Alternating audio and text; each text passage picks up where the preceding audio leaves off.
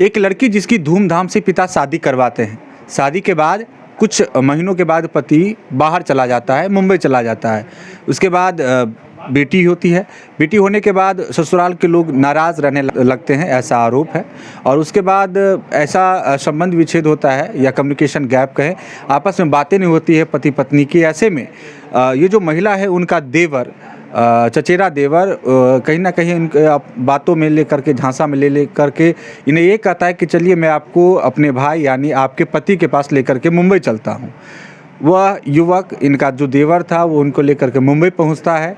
मुंबई के एक कमरे में रखता है, तकरीबन 10 से 12 दिनों तक इनको रखा। उसके बाद इनके साथ शारीरिक संबंध भी बनाता है जबरन। और जब ये मना करती है, जैसा कि इनका कहना है, आवेदन ये थाना को देने जा रही हैं, उसमें इनकी जो बच्ची थी उसके साथ वो मारपीट भी करता है कि अगर तुम हमारे साथ नहीं रहोगी तो तुम्हारे साथ मारपीट करेंगे। उसके बाद दबाव बना करके इनके साथ बार बार रेप करने की कोशिश होती है, शारीरिक संबंध बनाया जाता है। उसके बाद वो लुधियाना लेकर के पहुंचता है, लुधियाना जाता है। लुधियाना में इनसे बाकायदा शादी भी करता है, मंदिर में शादी करता है और इन्हें पत्नी का दर्जा देने का इनको आश्वासन देता है। लेकिन उसके बाद जो घटनाक्रम होती है, घटनाक्रम के बाद वो लड़का भी इन्हें अब छोड़ चुका है। ये अब न्याय के लिए दर दर भटक रही है। ना तो इनका पति साथ में है, जो खबरें आ रही हैं कि पति ने भी दूसरी शादी कर ली, और जो देवर इनको झांसे में लेकर के गया था वो इनका एक तरह से उपयोग करने के बाद इनको छोड़ दिया है। अब ये न्याय के लिए शासन प्रशासन से गुहार लगा रही हैं। क्या कुछ मामला है, क्या घटनाक्रम है, क्या ये चाह रही है, इसके बारे में ये महिला खुद बताएंगी। कैसे क्या हुआ था आपके साथ, कहाँ से कहानी ये स्टोरी शुरू हुई? वो हमको कॉल किए, वो बोले कि से चलो भैया बुला रही है। मतलब आपका शादी कब हुआ, आपकी घर कहाँ है, ये पहले परिचय दीजिए, और कहाँ से ये सब चीज़ें शुरुआत हुई? हमको शादी हुआ मतलब बलगंगा में। हाँ, वहाँ पर शादी हुआ, मंदिर में शादी हुआ था। मतलब पहली जो आपकी शादी हुई थी वो मंदिर में हुई थी? हाँ, वही शादी तो मंदिर में शादी क्यों हुई थी? पारिवारिक शादी नहीं था, लव मैरिज था? नहीं, लॉकडाउन था ना, लॉकडाउन उसीलिए। वगैरह। हाँ, लॉकडाउन था उसीलिए। तो उस शादी से आपके बच्चे भी हुए, फिर आपके संबंध क्यों इतने खराब हो गए पति के साथ? नहीं, ऐसा ही मतलब झगड़ा झांटी हुई थे, बेटी हुआ उसलिए घर के आदमी नाराज हो गए। तो हमको धे आया माधोपुर धे आया, 6 महीना हुआ रहे। तब हमारा देवर कॉल किए से चलो भाभी से भैया बुला रही है दिल्ली, जा हुआ पड़ी बम्बे। तब फिर हम गए तब मतलब वो अलग रूम लेकर रहता था। हम बोले हम नहीं रहेंगे आपको पास, तो वो ज़बरदस्ती हमको लड़की को मारे के धमकी दिए थे, हमको मारता था। तो इसीलिए हम मजबूरी पाके उसको साथ रहता था। और जब काम पर जाता था तो रूम में ताला मार देता था। तो आपको जो रूम में रखा तो आपके साथ शारीरिक संबंध भी बनाया? हाँ, सब चीज़ बनाया था वो। या ये सहमति के साथ ही आपके साथ जबरन करता था? हाँ, ज़बरदस्ती रहे चला, हम उसको साथ हम राजी नहीं थे। हाँ। ज़बरदस्ती वो रहता था हमको पास। तो वहाँ 10 दिन रहे बम्बे में, फिर लेकर लुधियाना चली आया। लुधियाना रहता था वहीं पर ही। तो फिर मंदिर में वो शादी कर लिए ज़बरदस्ती। हम शादियों नहीं करते थे, तब ज़बरदस्ती वो शादी कर लिए।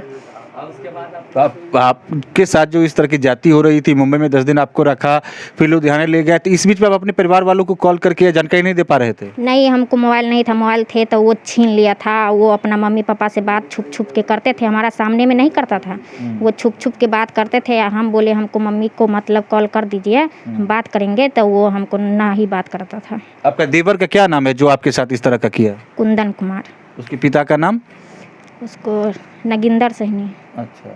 तो उसके बाद लुधियाना के बाद वो आपको छोड़ दिया? हाँ, वो छोड़ दिया, छोड़ के भाग आया। छोड़ गया। तो उसके बाद आपकी बात नहीं हुई उससे? नहीं, हमको बात हुआ 3 मतलब 18 तारीख को भागा वहाँ से।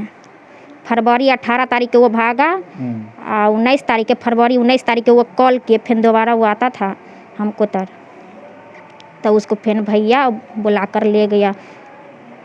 उसके बाद से बात नहीं हो पाई? बात हुआ फिर मार्च 3 तारीख के वो कॉल किए, मतलब यहाँ पर आए ना पाली, वो चलाया। तो हम भी चलाए वहाँ पर ही। हमको पापा के अगल बगल के मतलब आदमी सब के हम नंबर पर्ची दिए। तो वो हमारा पापा के कॉल किए, तो यहाँ से आदमी भेजा, तो वहाँ से हमको लेके आया। तो हम चले आए माधोपुर, वो चले आए पाली। तो वो लड़का ऑटो चलाता है तो सवारी के मोबाइल से 3 तारीख के वो लड़का हमको कॉल किए। अच्छा। और वो बोले कि से हमको मतलब हम तुम्हारा रखेंगे, हमारा मम्मी पापा घर के आदमी नहीं राजी है तुमको रखने के लिए। हाँ, वही लड़का बोला। तो जो शादी जो आपके साथ कर लिया मंदिर में, तो आप दोनों के बीच पहले से भी कोई प्रेम प्रसंग वगैरह ऐसा कुछ था कि बस जबरन सब कुछ जबरन ही किया? सब कुछ जबरन किया। अभी आप क्या चाह रही हैं, कहाँ कहाँ आवेदन दिए हैं? आवेदन थाना में दिए हैं। थाना में दिए। आप क्या चाहती हैं? आपकी जो जानकारी आ रही है, आपके पति ने भी शादी कर ली, जो पहली बार जो आपकी शादी हुई थी? हाँ, वो कर लिए शादी। अब तो आप बेसहारा हो गए हैं, ना तो आप पति के पास जा लौट सकते हैं, और ये जिनसे आपने शादी मंदिर में रचाई वो भी आपको छोड़ चुके हैं। हाँ, वो छोड़ के चली आए हैं। तो अगर प्रशासन के पास आवेदन दे रहे हैं, आपकी ये इच्छा है कि आपके जो देवर थे, जिन्होंने आपको झांसी में लिया, उनके साथ आपको रहना है? हाँ, हमको इनके पास रहना है, देवर के पास रहना है। वो देवर आपको अभी भी स्वीकार कर रहा है? हाँ हाँ, वो अभी भी स्वीकार कर रहा है, उसको घर के आदमी नहीं राजी है रखने के लिए। तो इन सब चीज़ों में तो पुलिस सबूत और साक्ष्य की डिमांड करती है। आपने उसके साथ समय गुजारा, आप मंदिर में शादी रचाई, आपके पास कुछ साक्ष्य सबूत भी हैं क्या? सबूत मतलब शादी वाला मतलब सबूत नहीं दिए, ऐसा ही मोबाइल में के फ़ोटो खींचकर और बनाकर फ़ोटो दे दिए। तस्वीर है कोई आपके पास? हाँ है। ये तस्वीर है? हाँ, यही है।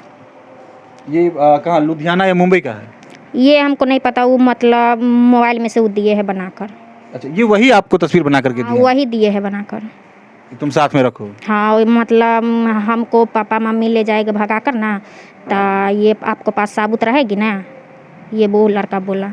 यही वो देवर है, और जैसा कि इनके बातों से लग रहा है कि ये लड़का इन्हें रखना चाहता है, और यही तस्वीर निकाल कर के भी इनको दिया था कि तुम रखो, अगर हमारे परिवार के लोग जबरन हमें लेकर के चले जाते हैं तो तुम इसको साक्ष्य बना करके आगे कानून में देना। हाँ, वो बात करे 3 तारीख को वो कॉल किए थे, तो उसको हमको पास रिकॉर्डिंग है, हम रिकॉर्डिंग कर लिए।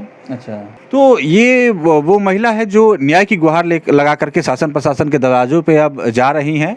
और जैसा कि मामला है वो पहले इनकी शादी हुई, शादी के बाद कुछ दिनों तक संबंध बेहतर रहा, लेकिन इनका पति मुंबई चला गया, इनकी बेटी हुई, बेटी होने के बाद जो ससुराल पक्ष के लोग थे वो नाखुश हो गए। नाखुश होने के बाद लंबे समय तक ये अपने पिताजी के पास वापस अपने नहिरा में रही, और जब नहिरा में रहते हुए ही इनके जो देवर हैं, देवर का आपने क्या नाम बताया है? कुंदन ने इन्हें बताया कि चलिए मैं अपने भाई साहब के पास लेकर के चलता हूं, चचेरा भाई जिनसे इनकी शादी हुई थी। लेकिन उसके मन में क्या था नहीं था वो तो अब जांच के बाद ही चलेगा। लेकिन जब लेकर के पहुंचता है मुंबई, इन्हें एक अलग कमरे में रखता है।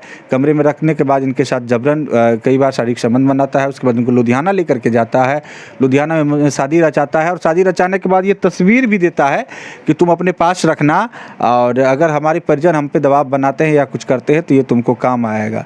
और आज की तारीख में ये दर दर भटक रही है, क्योंकि उनका जो पति है, जो पहले का पति से पहले शादी हुई थी, वो भी शादी रचा चुके हैं, और ये अब बेसहारा होकर के अभी फ़िलहाल प्रशासन से न्याय की गुहार लगा रही है। उम्मीद है कि अगर प्रशासन इसमें पहल करेगी तो इनको अपना आसरा मिल सकता है। इनकी जो दूसरी शादी हुई मंदिर में इनके देवर के साथ, वो पति का दर्जा कहीं ना कहीं इनको मिल सकता है, उनका घर वापस बच सकता है। तो फिलहाल प्रशासनिक पहल की इसमें आवश्यकता है। इस वक्त कितना ही, आप देखते रहे BNN न्यूज़। धन्यवाद। अब बेनीपट्टी में झोला प्रिंटिंग की फैक्ट्री, जहां कम खर्च में क्वालिटी वाले झोले बनाए जाते हैं। EMI पर भी यहां से माल ऑन टाइम डिलीवरी ले जा सकते हैं। साथ ही लड़की की शादी में यहां मिलता है मुफ्त में झोला। तो आज ही संपर्क करें श्याम एंटरप्राइजेज, बेनीपट्टी, बेटा बाजार, नियर ग्रामीण बैंक।